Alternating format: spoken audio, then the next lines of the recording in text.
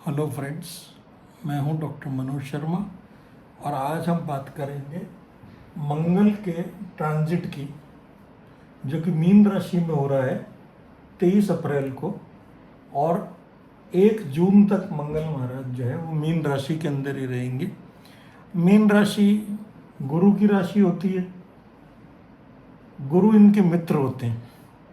तो कोई भी जब गोचर ट्रांजिट देखते हैं तो ये चीज़ें देखनी जरूरी होती है कि मित्र की राशि है कि शत्रु की राशि है। तो गुरु मित्र हैं तो वैसे तो ठीक ही है। अभी तक शनि के साथ थे, 11वीं राशि शनि की खुद की राशि है, वहाँ पे शनि महाराज थे और उनके साथ थोड़ा सा मंगल महाराज अनकंफर्टेबल होते हैं, क्योंकि मंगल क्या है, उत्साह, इनिशिएटिव, एनर्जी उनके कारक हैं। कोई भी काम जल्दबाजी के कारक हैं। शनि धीरे धीरे काम करते हैं।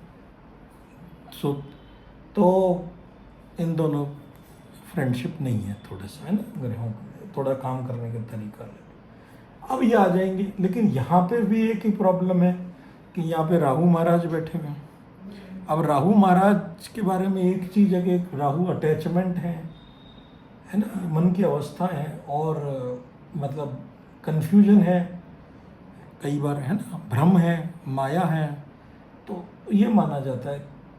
अब मार्स इनके साथ में आ जाते हैं तो दूसरी प्रॉब्लम हो जाती है कि ये राहु को एम्पलीफायर भी मानते हैं, मतलब किसी भी चीज़ को बढ़ा देते हैं अनलिमिटेड किसी भी हद तक। अब मंगल की 3-4 प्रॉपर्टीज होती हैं। वैसे तो साहसी होते हैं, ताकतवर होते हैं ये लोग, सहयोगी भी होते हैं, दयालु भी होते हैं, लेकिन जिद, गुस्सा, वाद विवाद है ना। तो ये मतलब गुस्सा, एग्रेसिव होते हैं, डिस्प्यूट्स भी इनके रहते हैं, इसीलिए इनकी दुर्घटनाएं भी होती रहती हैं, वुंड्स वगैरह, घाव वगैरह भी इनको लगते रहते हैं, ठीक है ना। तो सेना, पुलिस वाले, सर्जन्स, जो लोग आर्म कैरी करते हैं, वो लोग, इनका प्रोफेशन होता है यूजुअली। तो ये सेनापति हैं। अब ये राहु के साथ में आ जाएगा तो क्या होता है कि ये इनकी गुणों को बढ़ा देता है। राहु जिसके साथ बैठता है उसके गुणों को एम्पलीफाई कर देता है, तो ये इनको गुस्से वगैरह को थोड़ा सा बढ़ा सकता है। लेकिन एक अच्छी बात भी है कि 12 नंबर राशि गुरु की होती है और गुरु ज्ञान होते हैं, सलाहकार होते हैं, धर्म होते हैं, नैतिकता होते हैं। अब अगर हाँ नैतिकता पे, धर्म पे आएगा कोई आज तो फिर गुस्सा आ सकता है, लेकिन अदरवाइज गुरु जो है वो इनको कंट्रोल रखते हैं, मार्स को, कि भाई थोड़ा सलाह देते रहते हैं कि गुस्सा उस्सा ना करें। अब अपन बात करते हैं कर्क राशि की, ठीक है ना। अभी तक अपन ने मिथुन तक की बात कर ली है। कर्क राशि है जब आपके केंद्र में, या लग्न जिसको कहते हैं, या असेंडेंट, या 4 नंबर लिखा हो तो कर्क राशि है। कर्क राशि वालों के लिए ये गोचर जो है वो 9वें भाव से होता है। कालपुरुष की कुंडली में 1 2 3 4 5 6 7 8 9 9वें भाव से गोचर हो रहा है ट्रांजिट। 9वां भाव क्या होता है? 9वां भाव होता है पिता का, 9वां भाव होता है भाग्य का, 9वां भाव होता है धर्म का। तो अब भाग्य उन्नति अचानक से हो सकती है, लेकिन अगर धर्म के साथ रहे, 9वां भाव तीर्थ यात्रा का भी होता है। लेकिन हाँ, मार्स है और राहु है, पिता को, जो कर्क राशि वाले हैं उनका पिता को अपना थोड़ा सा सेहत का ध्यान रखना चाहिए, क्योंकि मार्स जो है ना वो थोड़ा बहुत दुर्घटना वगैरह के भी कारक होते हैं, ठीक है, शत्रु के भी। और या फिर कर्क राशि वालों को अपने पिता से वाद विवाद से बचना चाहिए, ठीक है ना। तो दोनों ही चीज़ें हैं। तो कर्क राशि वाले अपने पिता से वाद विवाद से बचें, और कर्क राशि वाले पिता को ये सलाह दें कि भाई आप जो है वो वाहन चलाते वक्त या किसी इस तरीके से, ये तीर्थ यात्राओं का भी है, लंबी दूरी की यात्राओं का भी है, तो थोड़ा सा यात्राओं के अंदर भी सावधानी बरतें, ठीक है। तो अब इनकी दृष्टि कहाँ पड़ रही है? 1 2 3 4, मार्च की 4th दृष्टि जो है वो 12वें भाव पे पड़ रही है। 12वां भाव विदेश का भी होता है, 12वां भाव खर्चे का भी होता है, 12वां भाव एकांत का भी होता है, नींद का भी होता है, डिस्टरबेंस हो सकता है इसके अंदर, ठीक है ना। और धार्मिकता का, स्पिरिचुअलिटी का तो होता ही, और घर से बाहर जाने का भी होता है। तो यात्रा के योग तो बन रहे हैं, बस सलाह यही रखें कि भाई थोड़ा सा सावधानी पूर्वक। तीसरे भाव पे 7वीं दृष्टि पड़ रही है। तीसरा भाव छोटे भाई बहनों का होता है, तो छोटे भाई बहनों से भी थोड़ा बहुत वाद विवाद या गुस्सा वगैरह इनसे आप बच के रहें, ठीक है।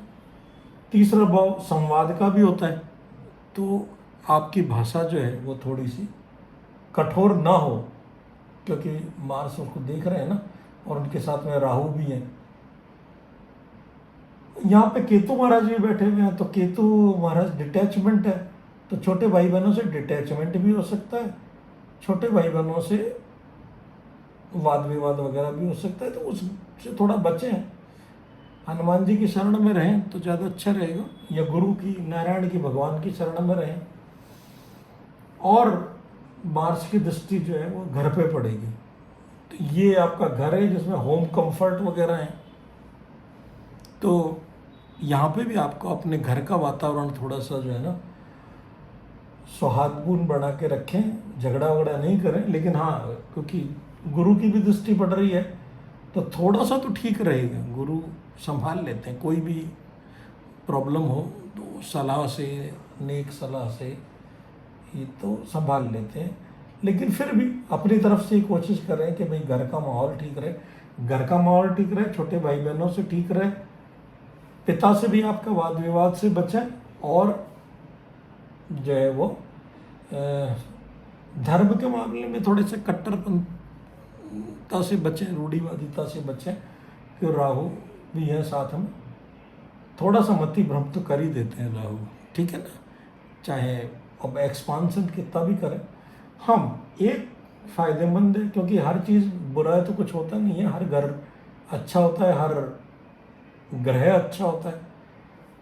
मंगल का ये है कि आप 7वें भाव को देख रहे हैं, ये भाव जमीन का भी होता है, और मंगल जमीन का कारक है, तो कोई अगर जमीन वगैरह ले तो ले सकते हैं, लेकिन ध्यान रखें कि वो अनडिस्प्यूटेड हो, क्योंकि राहु थोड़ा सा जो है ना मति भ्रम कर देते हैं ना, तो कोई डिस्प्यूटेड लैंड के अंदर आप डील ना करें। अगर कभी ज़मीन वगैरह लेनी हो तो अनडिस्प्यूटेड हो, जो मतलब क्लियर टाइटल वगैरह, ये सब देख दाख करके थोड़ा सावधानी पूर्वक।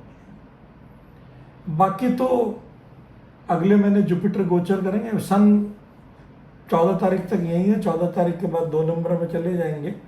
जुपिटर भी 31 मई को 2 नंबर में चले जाएंगे, उसके बारे में बात करेंगे। आज अपन केवल मंगल के बारे में बात कर रहे हैं। अगर आपको ये वीडियो अच्छा लगा हो तो please like, share and subscribe. Thanks, मिलते हैं अगले वीडियो में।